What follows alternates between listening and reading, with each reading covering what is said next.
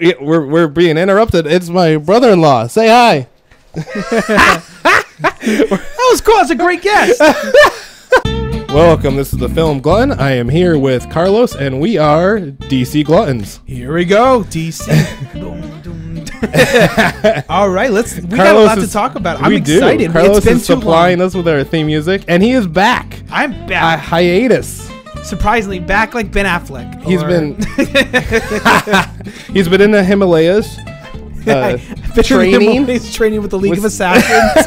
Liam Nielsen has been teaching me. He also goes by the name Ra's al Ghul, but he's been teaching me, so we are excited. Yes, we're very excited. We had to reunite today for ComicCon, San Diego Comic-Con coming up this week. This is a Hall H all episode. We wanted to talk about the stuff that we do know, and then just some wild speculations that we have. The panel that starts at 10:30 a.m. on Saturday morning, hosted by Aisha Tyler, who's really awesome. Now, we are going directly into the Snyder Cut. I'm posing the question to Carlos of whether or not he thinks it's a pipe dream or we're actually going to get the Snyder Cut. Let me post some evidence first, sir, please. All right, let's hear what you got. I want the jury to remain open. First fact, for the fact that we are going to not only get a Snyder Cut, but possibly a Snyder Cut announcement on Saturday. Miss Tyler hosted, last time she hosted, it was to announce BVS and Suicide Squad, but BVS more importantly, right? Then, on her Twitter, when she posted that she was, that's what she was doing, she was hosting the show, her Twitter read, and I quote, "I look absolutely unhinged in this photo. I really love Comic-Con, space, also BVS forever." She is a die-hard Snyder fan, unapologetic. I love her. She's unapologetic in a lot of her beliefs in life, but for being a Snyder fan. So it's interesting that they would choose her. Evidence 2, all of Snyder's Vero, starting with, which a lot of people know by now, it all started with the infamous finger picture of a cut on his thumb, hinting at a Snyder cut, right? Then he's... Sorry, there's a car driving by. We're going to keep going, though. But he's done tons and tons of teases. He had one with Ray Fisher. It's something like Ray Fisher getting ready. Getting ready for what? Anyways. Then the big one was him to have a picture of himself at the Coronado Resort, which everyone knows is San Diego. It's where you could stay if you were a VIP and you were going to be making an announcement on a panel at a convention that features comic books that might be in San Diego. And I think that's it. I could do more, but those are the main evidence. Okay, jury. And what's it beyond reasonable doubt?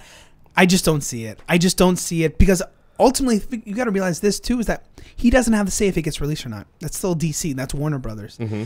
I just don't see it happening. For the fact is that they want to focus. I don't think they want to deter the attention.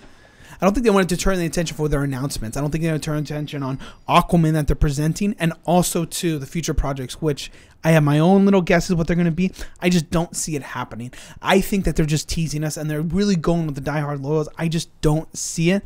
And right now, Zack Snyder, it's kind of unfavorable to the DC, to the Warner Brothers universe. I mean, you got to imagine, essentially, he doesn't have any more projects to work on with him. There really isn't.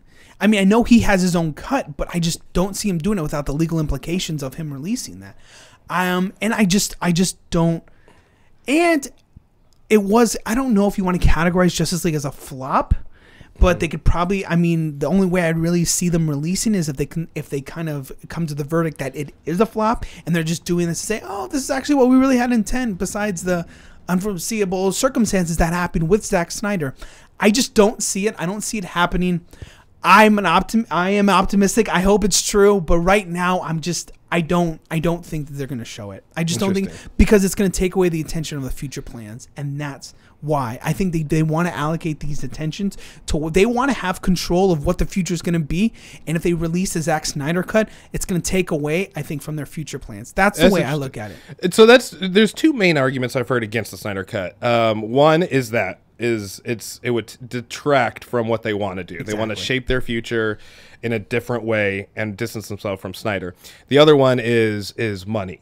And all the money depends on is how much of the cut actually exists. So that argument I don't buy because I don't buy it either. Because there's appears to be plenty of evidence pointing towards they essentially have the full cut at their disposal because Snyder showed people something. Realistically, what do you think that we'll get in the Snyder cut, though? Do you know what I mean? Like, what? That's the big thing. We could sit here and speculate, but realistically, what we're not going to get the Joss Whedon like silly jokes. Okay, so no. But think about it. 70 minutes of footage, most likely. But of what though? Is it going to be the same footage that we get, or is it going to be a completely different movie? Okay, a completely different movie. I'm over exaggerating because I don't have the exact number in my mind. But when you actually look at the time restraints that that Warner Brothers imposed upon the film, so they had to shorten it, and then you take into account all the research from Joss Whedon. Now, I do not want to be a Joss Whedon hater. I love Joss Whedon. I just don't think. This was not his project. He couldn't do it. He's a different guy than Zack Snyder. It's a different tone, and I think that was a big issue with Justice League. Those different tones. But what? But you undo what he did. Was he going to take away the digital mustache in the beginning? Was that his decision? Actually, yes, he will. Because if it's true that a lot of the Snyder stuff was already shot enough to where they could piece it together to put a film together, then that would all be before Henry Cavill was called back to do the reshoots, which means he already doesn't have the mustache. There would be no addition of that. Why do you start off the movie like that? I know, right? We'll do it. And then also, have you seen any of the fan edits? I have seen a few of them, yeah. Okay.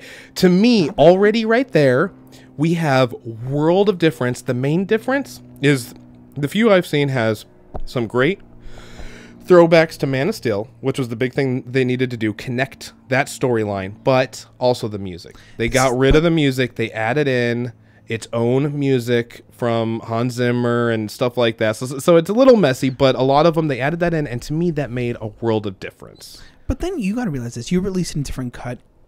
I mean, and then you have the fan cut. You have all these. You have a big smorgasbord of what Justice League was supposed to be, and ultimately, it doesn't take away the fact is that the finished product wasn't it. Yeah. Do you know what I mean? You're getting this hodgepodge of different movies that are really coming out, and then you start questioning, like, well, then you start raising more questions than answers, and that's the biggest issue that I'm having. Even if you release it, you're gonna have a big smorgasbord. Oh, it should have been this. It should have been that, and that just makes Warner Brothers look even worse. Right.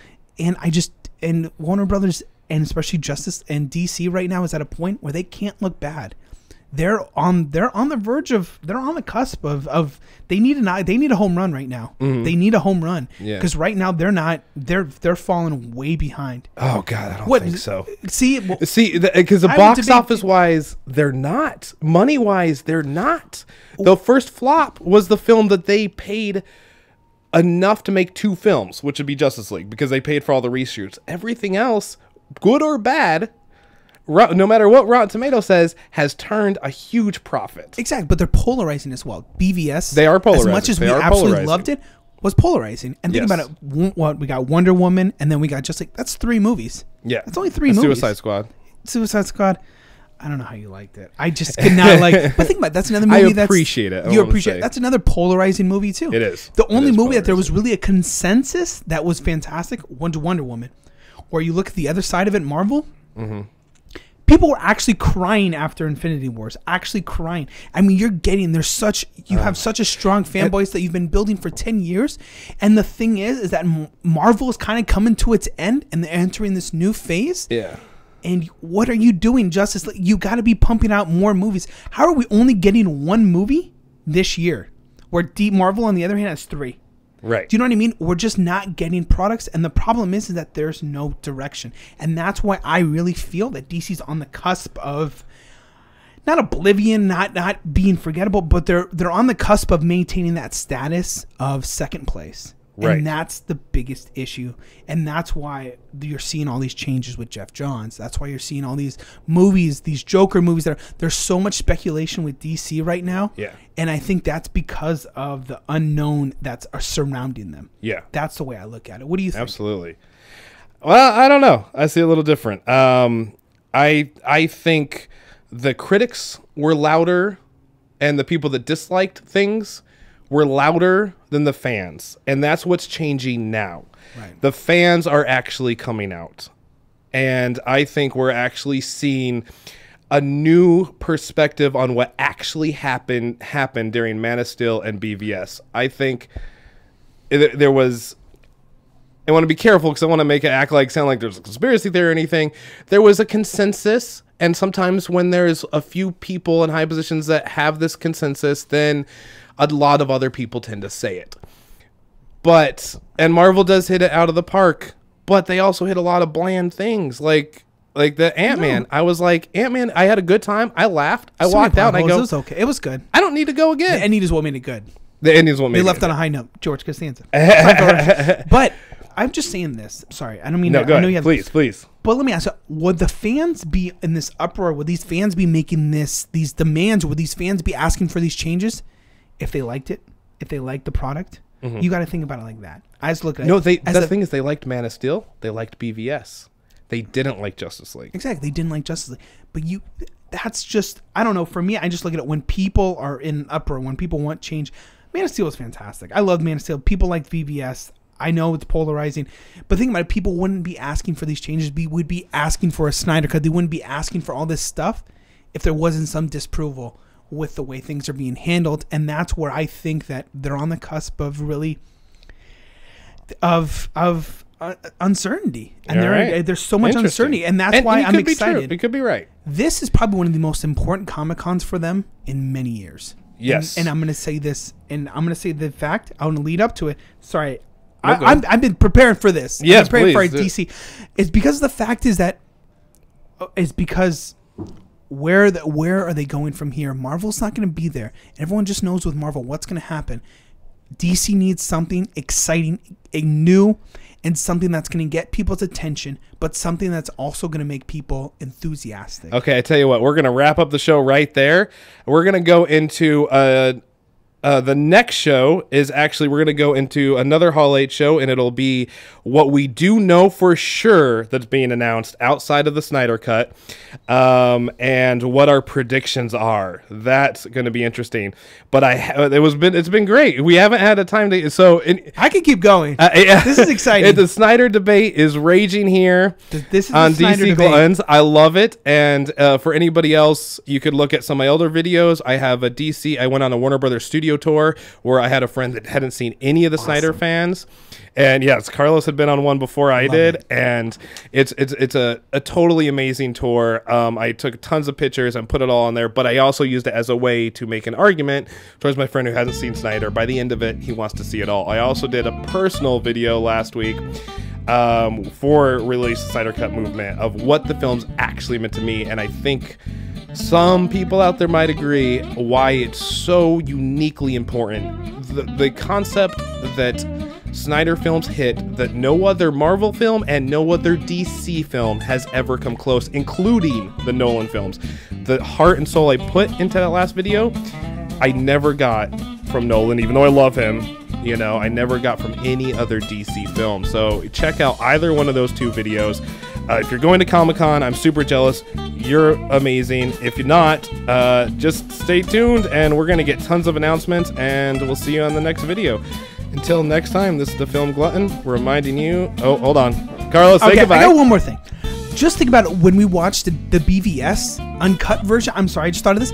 It was so much better than what we got. The uncut BVS DVD special was so much better than the actual product. This is another situation. Like, why didn't they just, at least, you know how much more popular the uncut version is? Just release it. They need to trust their filmmakers. Exactly. I agree. Trust their filmmakers. Warner Brothers, listen to Carlos. Him and I fully agree on that. Trust your filmmakers. Whether it be David Ayers, Zack Snyder, anybody, trust them. Okay.